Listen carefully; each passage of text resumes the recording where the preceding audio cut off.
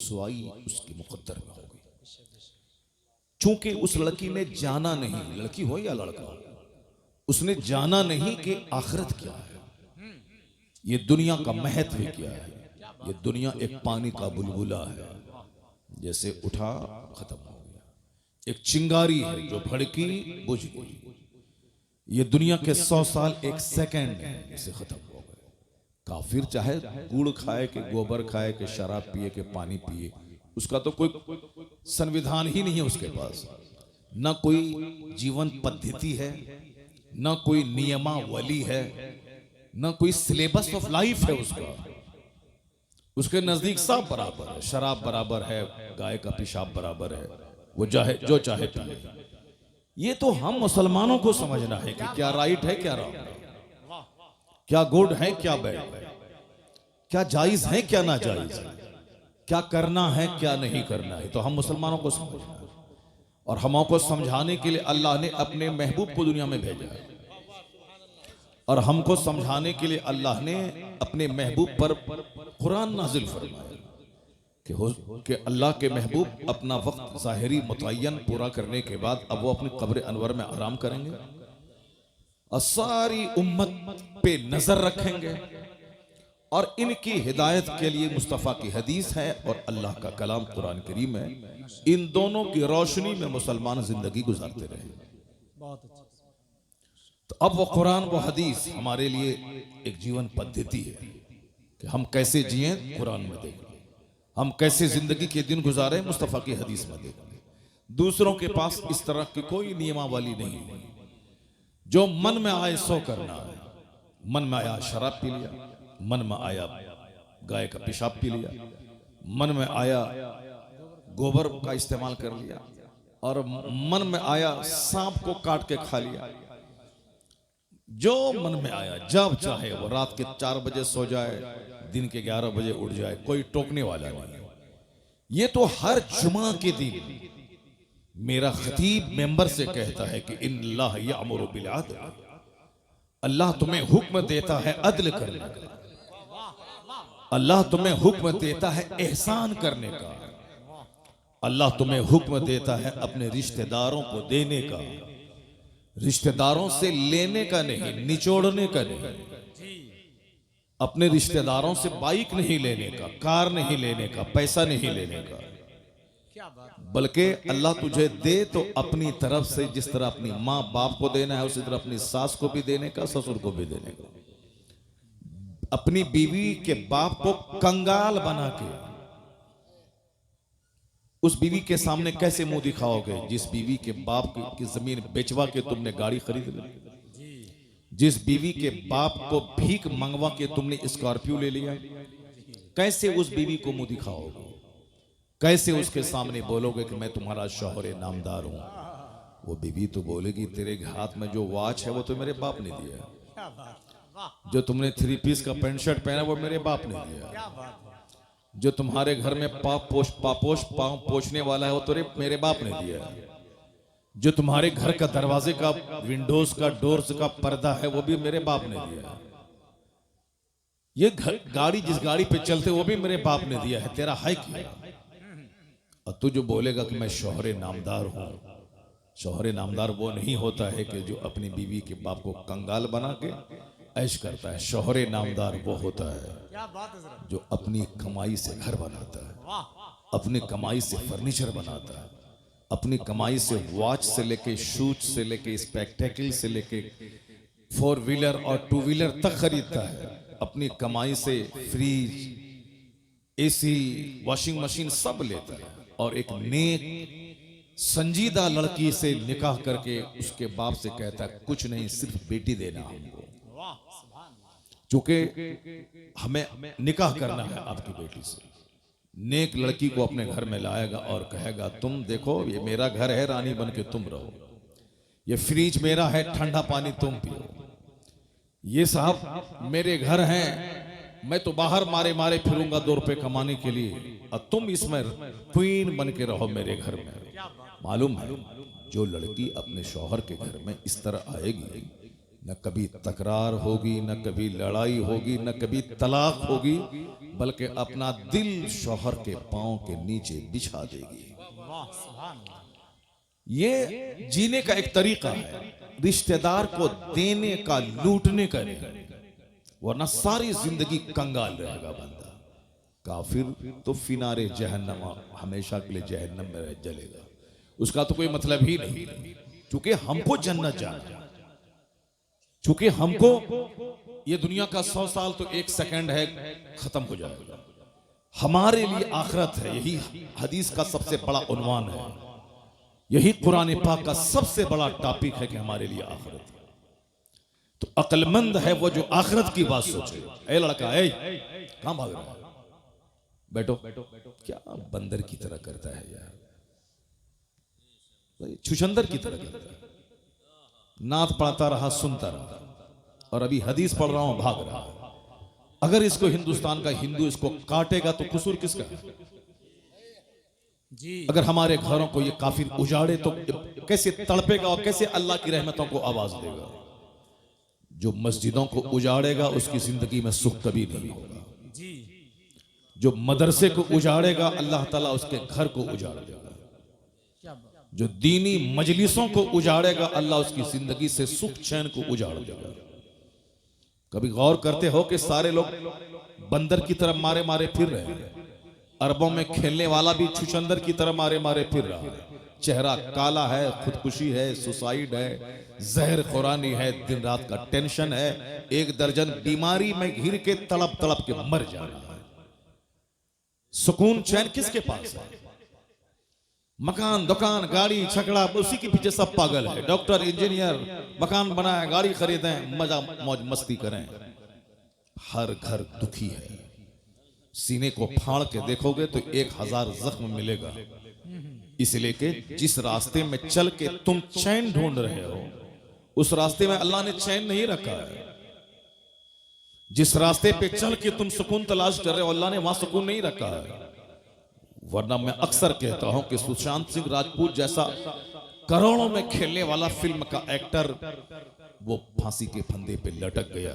अगर फिल्म में नाचने से सुकून मिलता तो फिर वो फांसी के फंदे पे नहीं लटकता।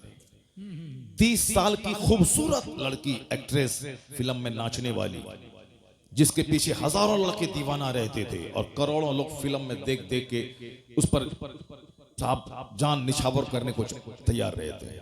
वो लड़की की सड़ी हुई लाश घर से निकली।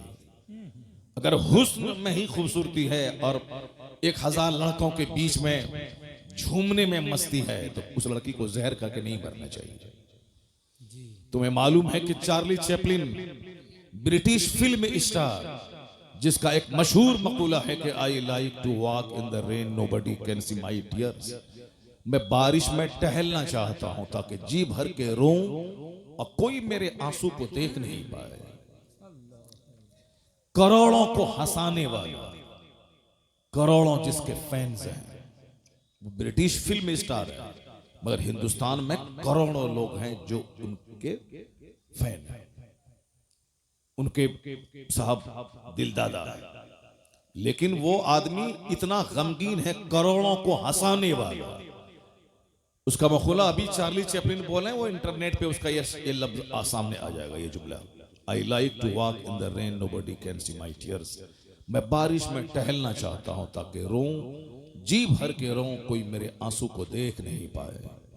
डॉक्टर के पास गया था, वो कहा था मेरे दर्द की दवा दे दो। कहा क्या है? कहा अंदर से मैं दुखी और टूटा हुआ रहता हूं, चैन नहीं है। कहा चार्ली चैपलिन का शो देखा करो, थोड़ी सी चार्मिंग पैदा हो जाएगी, गम हल्का हो जाएगा। तो वो शख्स बोला चार्ली चैपलिन तो मैं ही हूं। डॉक्टर चेहरा देखने लगा उसका, थकता रह गया। कहा मैं, डॉक्टर चूंकि खुद उसका शो देखा करता था और हंसा करता था, गम को हल्का किया करता था, अब वो चौंक गया। जिसको हजारों लोग सुन के देख के गम की दवा करते हैं, वो शख्स अंदर से इतना दुखी है कि अपने दर्द की दवा तलाश करके डॉक्टर के पास आया और कहता है कि मैं जी भर के रोना चाहता हूं, और तुम मोटरसाइकिल खरीद के, मोबाइल चला के और गली कुचे में घूम करके एक तो छोटा सा घर बना के सोचते हो कि हमको सुकून मिल जाएगा, नहीं मिलेगा सुकून। न चार्ली के घर में सुकून है, न लता मंगेशकर के घर में सुकून है। अरबों में खेलने वाली, उसका भी एक जुमला द टाइम्स ऑफ इंडिया में छपा था, जो हिंदुस्तान का सबसे बड़ा अखबार है, द टाइम्स ऑफ इंडिया, अंग्रेजी का। क्योंकि तुमको हुल्लड़बाजी करने, गुटखा खाने से फुर्सत कहाँ है कि तुम अंग्रेजी का अखबार पढ़ेगा। तुम तो उर्दू भी ठीक से नहीं जानते, बस भीड़ लगाया, नाच सुने, भाग गए। अब चाहे इस्लाम कुछ भी कहे, कुरान में जो आया, हदीस में जो आए, जहन्नम ही में चलेंगे, देखा जाएगा, मगर नाचेंगे कूदेंगे। ये अक्लमंदी का तकाजा नहीं है। जुमा के खिताब और ईदैन की तकरीर और हर महफिल मिलाद का वाज किसी भी मजहब में समझाने का इतना सिस्टम नहीं है जो सिस्टम इस्लाम ने हमको दिया। जुमा के दिन वाज सुनना ही सुनना, ईद और बकरीद में तकरीर सुनना ही सुनना, खुतबा निकाह, निकाह की महफिल में पहले खुतबा पढ़ना सुन्नत है। उस खुतबे में कुरान की 3 आयतों की तिलावत होती है और तीनों आयतों में इत्तकुल्लाह कहा गया, अल्लाह से डरो। शादी का मौका है और ये खुतबा सुन्नत है, सरकार ने खुतबा पढ़ा और उसमें 3 आयतों की तिलावत होती है। या अय्युहन्नासुत्तकू, ऐ लोगो अल्लाह से डरो। या अय्युहल्लज़ीना आमनू तक़ुल्लाह हक़्क़ तुक़ाती, जिस तरह अल्लाह से डरने का हक है उस तरह ए ईमान वाले डरो। या अय्युहल्लज़ीना आमनू तक़ुल्लाह वक़ूलू क़ौलन सदीदा, ऐ लोगो, ऐ ईमान वालो, अल्लाह से डरो और सच्ची बात बोलो, लाग लपेट वाली बात मत बोलो। अंदर में कुछ, जबान पे कुछ, मुनाफिकत वाली बात मत बोलो, सीधी बात बोलो, सच्ची बात बोलो। क़ूलू क़ौलन सदीदा युस्लिह लकुम, जो तुम्हारी जिंदगी को संवार देगा। अल्लाह से हम सोचते हैं कि निकाह का मौका खुशी का मौका है, और ये 3 आयतों की तिलावत, आयत खौफ की तिलावत हुजूर ने की है। क्यों? कि इस मौके पे आदमी अक्सर बहक जाता है, इसलिए हुजूर ने 3 आयत खौफ की तिलावत करके बताया है, न तेरे बेटों की लाश तुझको काफिर बनाए, न तेरे बेटे की बारात तुझको दीन से फिरा दे।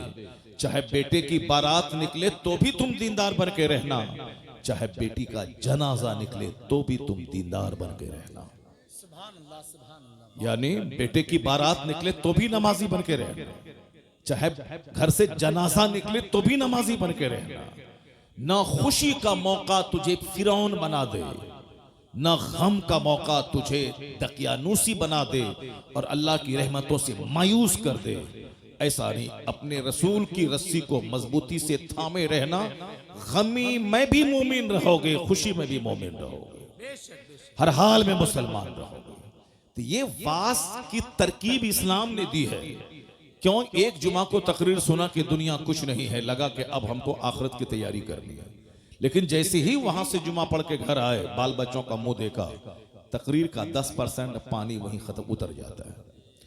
फिर साहब Saturday, Sunday, Monday, Tuesday, Wednesday, Thursday, यानी शनिचर, इतवार, सोमवार, मंगल, बुध को धीरे धीरे 10%, 20%, 40%, 50% काफिरों का, जोकरों का, शरीरों का, शराबियों का, बेनमाजियों का मुंह देखा।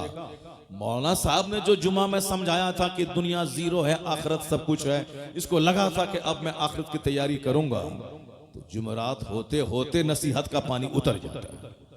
अब वह अगले जुमा के दिन पक्का दुनियादार बन जाता। नहीं, मौलाना साहब जो बोला बोला, ये उनका काम है, मगर बगैर पैसा की दुनिया में इज्जत नहीं मिलेगी, पैसा कमाना पड़ेगा चाहे जहां से हो।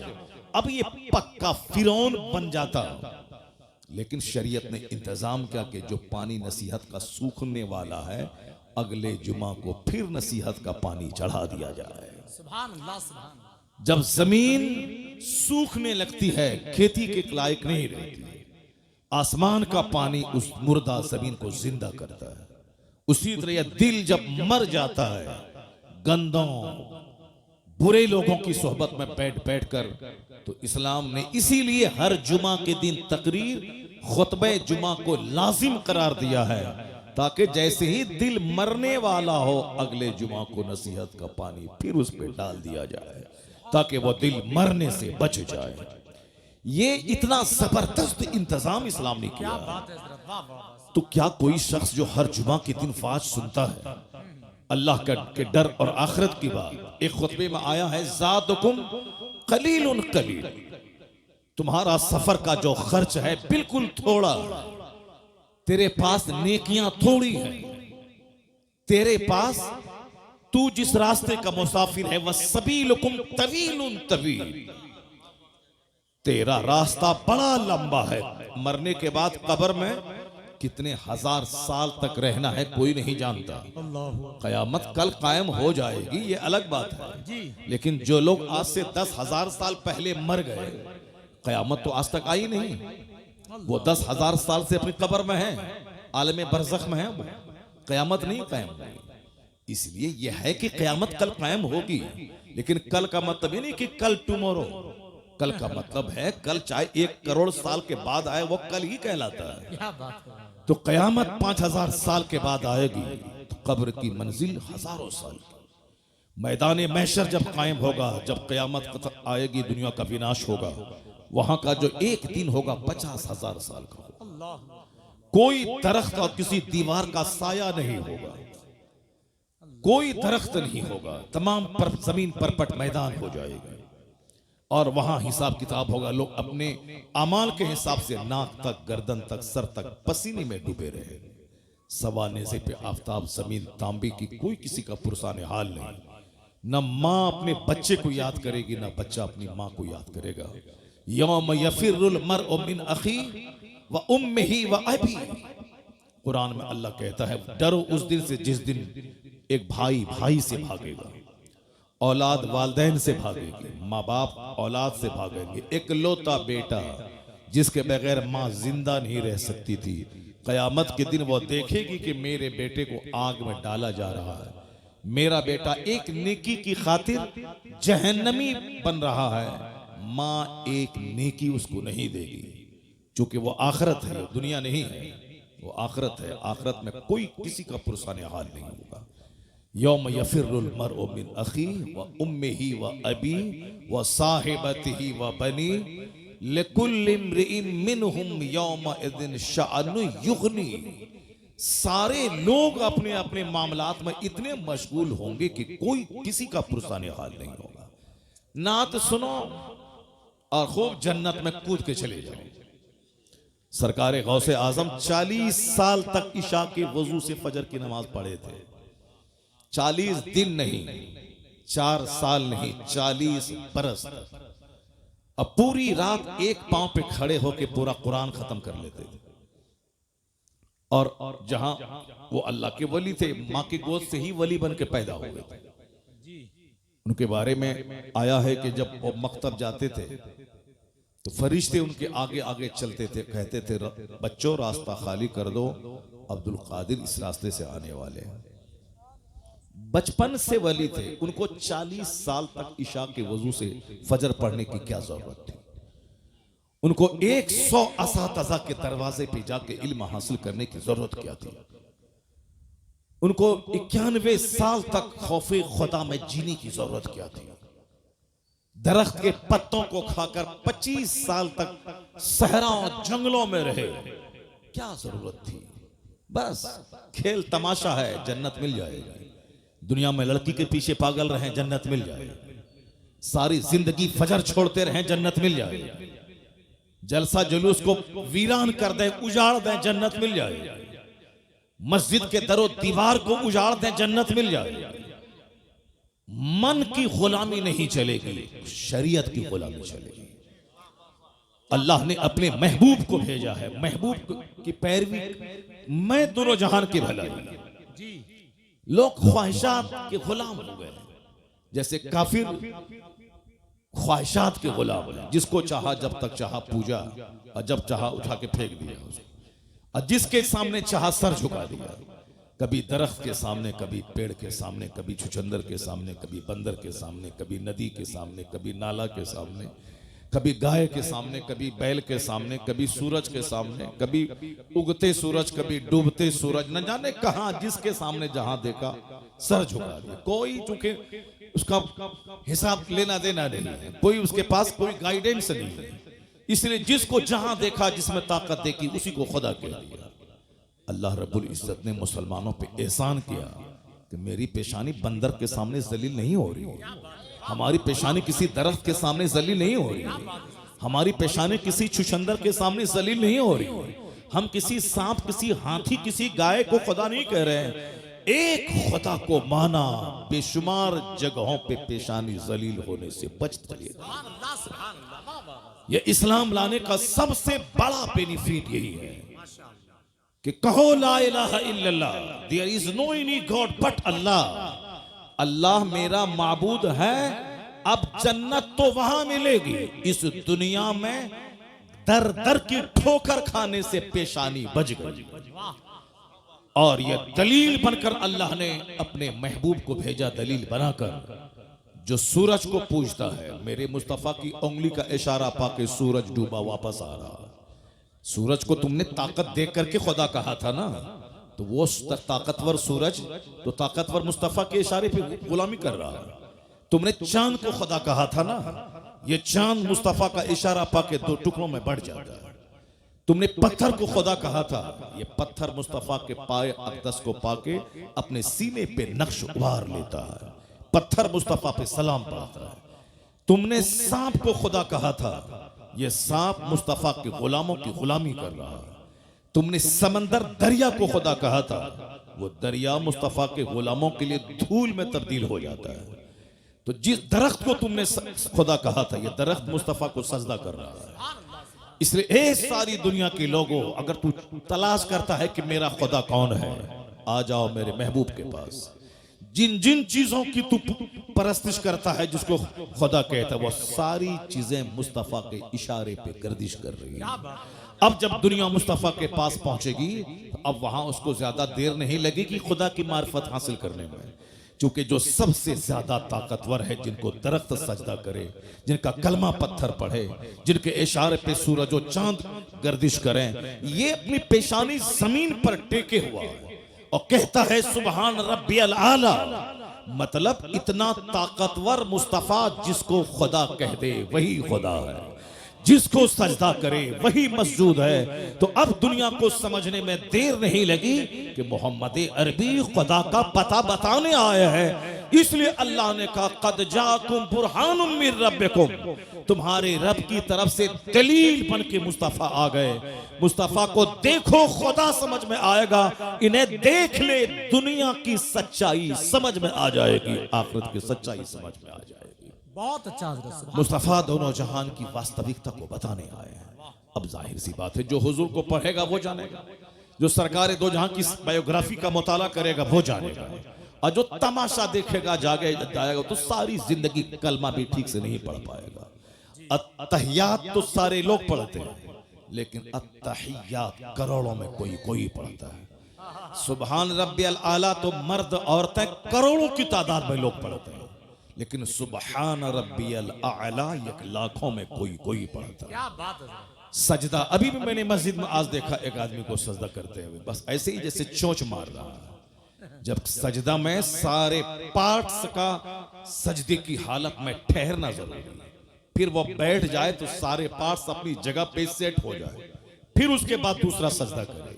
लेकिन वो ऐसे घुरता, ऐसे करता, चोंच मारता है। वो अपने मन में तो मैं नमाज पढ़ रहा हूं, जाहिर सी बात है, और नात सुन के भाग जाएगा। वो कैसे जाने कि हदीस में क्या आया, वो कैसे जाने कि कुरान में क्या आया। जो नात पढ़ता है वो हदीस नहीं पढ़ता है, वो भी तो सारी जिंदगी नात ही पढ़ेगा, वो भी नहीं जान पाएगा कि इस्लाम क्या है, सुन्नियत क्या है।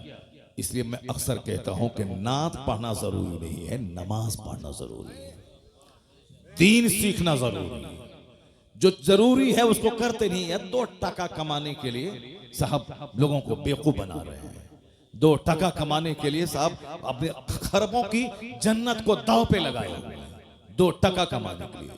जैसे तुम इंजीनियर बनते हो 2 टका कमाने के लिए, तुम डॉक्टर बनते हो 2 टका कमाने के लिए। तुमको न नमाज की फिक्र है, न रोजे की फिक्र है, न आखिरत की फिक्र है, न कब्र के सवाल जवाब की फिक्र है, न कुरान पाक में जो खरबों नसीहतें हमारे लिए हैं उसके पढ़ने की फिक्र है। बस physics, chemistry, biology, zoology, botany पढ़ा, नौकरी मिली, 1 लाख रुपए महीना कमाया, पेट भरा, छोटा सा घर बना, छोटी सी स्विफ्ट खरीदी और इतराया, चक्कर आया, गिरे, मर गए। अब सारी दुनिया खत्म। अब जहां गए वहां का एक दिन 50,000 साल के बराबर। ये बताओ क्या करोगे वहां, क्या होगा वहां? ना कोई पुरसाने हाल नहीं होगा वहां। वहां ये नहीं बोलेगा कि मालिक हम नहीं जानते थे, नहीं। तो जुमा के दिन तुमको बताया जाता था कि अल्लाह हक है, कुरान हक है, नबी हक है, जन्नत जहन्नम हक है। हर ईदैन की किताब में तुमको बताया जाता था कि जन्नत हक है, जहन्नम हक है, कुरान हक है। ये आखिरत तुम रोजाना लाशों को कांधे पे उठाते थे जो तुम्हारी तरह तुमसे ज्यादा ताकतवर था, लेकिन फजर के बाद उसकी मौत का ऐलान हुआ, जोहर के बाद तुम उसको दफन करके कब्र से आ गए, मगर फिर भी तुमको होश नहीं आया कि हो सकता है कल फजर के बाद मेरी मौत का ऐलान हो जाए। तुम ये सोचे कि ये मरा है, मैं तो नहीं मरूंगा, इसलिए तुम दुनिया में मस्त रहे। अजान की आवाज तुझको बुलाती थी कि खाना पीना तो सूअर छुछंदर सबको अल्लाह रोजी देता है। वमा मिन दाबतिन फिल अर्द इल्ला अल्लाह रिज़्क़ुहा। कुरान साफ कहता है कि जमीन पे चलने वाला कोई चौपाया ऐसा नहीं है जिसकी रोजी का जिम्मा अल्लाह ने न लिया हो। काफिर अल्लाह को गाली देता है मगर अल्लाह उसे भी रोजी देता है। जो अपनी इज्जत बेचकर तवाइफ के कोठे पे 2 रुपया कमाती है, अल्लाह उसे भी रोजी देता है। सूअर, बंदर, छुछंदर, सांप, उसको अल्लाह रोजी देता है। जो अल्लाह को गाली देता, कहता है कि कोई अल्लाह नहीं है, वह नास्तिक माअज़ल्लाह, अल्लाह उसे भी रोजी देता है। सारी कायनात का खालिक अल्लाह है, इस सबको इसका इकरार है। चाहे भले ही अपनी जबान में जो कह दे, वह बोले कि साहब उस खुदा को जो अपनी जबान में, इब्रानी में, सुरियानी में, अंग्रेजी में, हिंदी में जो कहे, मगर वह बोलता है कि गॉड इज वन, अल्लाह एक है जो सारी दुनिया को पैदा किया है। भले ही बहुत सारे लोग हैं जो किसी राजा के बेटा को खुदा कहता है, जो खुद माँ के पेट से पैदा हुआ है, जो एक राजा का बेटा है, ये खुदा कैसे हो सकता है? जो अपने माँ के पेट में रहा, पैदा हुआ, उसकी माँ थी, उसका बाप था, जो दुनिया का खुदा है, उसका कोई न माँ है न उसका बाप है, वो लम यलिद वलम यूलद है, और ये इस राजा के बेटा को खुदा कहता है। तो अब उनको कहा जाए तो वो कहता है कि हाँ हाँ ये उस खुदा का ये अवतार बन करके आ गए। अब तरह खुराफात में लोग गुम हो गए। खुदा का अवतार बन के आ गए, खुदा का पैगंबर बन के बंदा आता है, खुदा बन के कोई आदमी की शक्ल में नहीं आता है। तो अब वो अपने हिसाब से कह रहा है, मगर ये कह रहा हूं आपसे कि उसको जैसे चाहे वो बोलता है, लेकिन सच्ची बात यही है कि दुनिया का खालिक मालिक अल्लाह है। वही सबको पैदा किया है, वही सबको मौत देता है, वही सबके लिए जन्नत और जहन्नम वहां बनाया है कि जो यहाँ ईमान लाया अच्छा काम करें उसके लिए जन्नत है, जो यहाँ ईमान नहीं लाए बुरा काम करें उसके लिए आग है। और इस दुनिया में रोजी सबको मिलेगी, कोई भूखा नहीं मरेगा। वमा मिन दाब्बतिन फिल अर्द इल्ला अल्लाह रिज़्क़ुहा। जमीन पर चलने वाला कोई चौपाया ऐसा नहीं है जिसको अल्लाह रोजी नहीं देता। इन्नल्लाह हुवर रज़्ज़ाक़ु ज़ुल क़ुव्वतिल मतीन। अल्लाह जबरदस्त रोजी देने वाला, इसलिए अल्लाह मोमिन को भी रोजी देता है, काफिर को भी देता है, नेक को भी देता है, बद को भी देता है, नमाजी को भी देता है, बेनमाजी को भी देता है। इसी पॉइंट को अगर आप गौर से सुन लें तो मकसद जिंदगी का फलसफा मसला हल हो जाएगा। क्योंकि गौर से सुनते ही नहीं, आप बोलते कि मौलाना साहब तकरीर अपने हिसाब से करते हैं, जो वो रट के आते हैं, बोल के आते हैं, अपना मजमून सुना दिया, अपना काम किया, चला गया। जैसे कोई आया, नात पढ़ा, जो गाया, अपना पढ़ा, अपना काम किया, चला गया। वैसे ही मौलाना साहब अपना गा रहे हैं, अपना बजा रहे हैं और गा बजा के चले जाएंगे। ऐसा नहीं है, ऐसा नहीं है। आलिम दीन कुरान सुनाते हैं, हदीस सुनाते हैं। ये वो काम है जो अंबिया और मुरसलीन के गुलाम बनकर उलमाए कराम कर रहे हैं। यही पैगाम अंबिया कराम पहुंचाते थे कि तुम अपना मकसद हयात पहचानो, तुम जानो कि तुम क्यों पैदा हुए, और उलमा अंबिया के वारिस बनकर तुम तक सच्चाई पहुंचाते हैं कि दुनिया की वास्तविकता क्या है, हकीकत क्या है, हम क्यों पैदा होते हैं, क्यों मर जाते हैं। यह सच्चाई यही है कि रोजी सबको मिलेगी, जो रोजी सबके लिए है उसके लिए मेहनत देखिए कितनी है। 30 साल पढ़ना, 30 साल नौकरी करना, यह है उस वह रोजी जो रोजी बंदर छुछंदर सबको मिलती है। उसके 30 साल पढ़ना, 2-4-5 साल कंपटीशन फेस करना, मारे मारे फिरना, सऊदी अरब जाना, अमेरिका जाना, 2 टका कमाना, घर बनाना, खाना, शादी ब्याह करना, 2 बच्चा पैदा करना, उसके बाद मर जाना। ये रोजी जो सबके लिए, उसके लिए इतनी मेहनत है। मगर जन्नत सबके लिए नहीं है। जन्नत करोड़ों में किसी किसी के लिए। अल्लाह ने रोजी का सबके लिए वादा किया है। सबको रोजी मिलेगी। अल्लाह को गाली दो तो भी रोजी मिलेगी, नमाज नहीं पढ़ो तो भी रोजी मिलेगी, जिना करो, शराब पियो, जुआ खेलो, सबको रोजी मिलेगी। मगर जन्नत सबको नहीं मिलेगी। जन्नत करोड़ों में किसी किसी को मिलेगी। और जन्नत मिलेगी किसको? इल्लल लज़ीना आमनू व अमिलुस सालिहात, जो ईमान लाया, अच्छा काम किया। यहां इज्जत की रोजी मिलेगी, मरने के बाद मुस्तफा की जन्नत मिलेगी। इल्लल लज़ीना आमनू व अमिलुस सालिहात, जो ईमान लाया, अच्छा काम किया। तो मैं 24 घंटे में जो रोजी के लिए 12 घंटे में मारे मारे फिरता हूं, जो रोजी सबके लिए है, ये 12 घंटे जन्नत के लिए फिरना चाहिए। हकीकत में जहां खरबों साल रहना, जहां महासंखों साल रहना, उसके लिए 12 घंटे अगर बंदा पागल रहे तो आदमी समझेगा हाँ हाँ जो असल है, हकीकत है, सच्चाई है। जहां खरबों साल रहना है, जो जन्नत हमारे लिए है कि नहीं है, बंदा डरता रहे, उसकी तैयारी करे। ये लोग देखेंगे तो कहेंगे हाँ ये मकसद हयात को पा लिया। जो रोजी कोढ़ी के लिए भी है, जो रोजी समाज का निकम्मा जो फालिज ज़दा है उसके लिए भी है। यहां अरबों में खेलने वाला आदमी ऐसे सूख के कांटा हो गया, शुगर ने अटैक किया और सारा गोश्त को शुगर चाट गया। और जिसका 2 पांव नहीं है वो रेलवे स्टेशन पे भीख मांग रहा है। इतना मोटा ताजा है कि उसको देखने के बाद आदमी दंग रह जाता है। पांव दोनों नहीं है, फालिज ज़दा, लेकिन मोटा ताजा है साहब। बॉडी से जैसे चर्बी फट जाएगी। और यहाँ 1000 एकड़ जमीन का जोतने वाला शुगर ने दीमक की तरह सारा गोश्त चाट के खा गया है। इसका मतलब है अगर मेहनत से बंदा खाता, ये अरबपति को खूब ज्यादा मोटा रहना चाहिए। और वह बेचारा फालिज ज़दा भिखारी जिसका कमाता नहीं है, उसको कम रोजी मिलती है, उसका बदन सूख जाना चाहिए। लेकिन यहाँ उल्टा मामला है, जो कमाता नहीं है वो चर्बी फूट रही है उसके बदन से। और जो 1000 एकड़ का जमीन का मालिक है या सूख के कांटा हो रहा है। पता चला रोजी कमाई की बुनियाद पर नहीं मिलेगी।